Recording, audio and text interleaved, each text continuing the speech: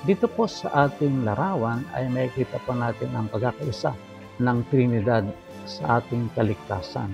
Alam po natin ang Ama ang siyang nagplano, siyang pumili ayon sa kanyang dakilang layunin.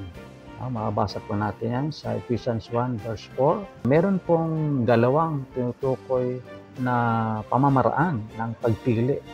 Ang una ay ang conditional at yung isa ay non-conditional. Ang conditional ay ang pinili ng Diyos ay yung mga mananampalataya ayon sa kanyang paunang kaalaman o foreknowledge. Meron din namang naniniwala ng non-conditional o ang mga nananampalataya ay sapagkat sila ay pinili.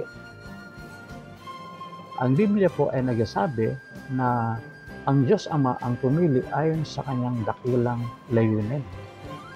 At alam po natin na ang mga hinirang o pinili ng Diyos ay ibinigay niya sa anak. At mabasa po natin na maging ang Panginoong Kristo ay nagsabi na ang lahat ng lumapit sa Kanya ay ang mga ibinigay din ng Ama. At ang mga nanampalataya sa Panginoong Kristo ay binigyan ng kapangyarihan ng Banal na Espiritu upang sila ay magkaroon ng panibagong buhay na kasama ang Banal na Espiritu. At ito po yung tinatawag na regeneration. Ito ay panibagong pamumuhay at ang sanctification naman ay ang pagiging banal.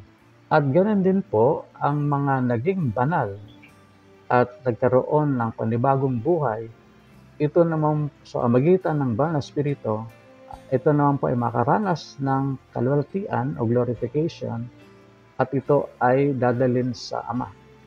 Kaya ang Ama ang nagbigay sa anak at ang anak sa magitan ng kapangyarihan ng Banal na Espiritu, ito ay magiging banal at ito naman ay dadalhin ng Banal na Espiritu sa Ama.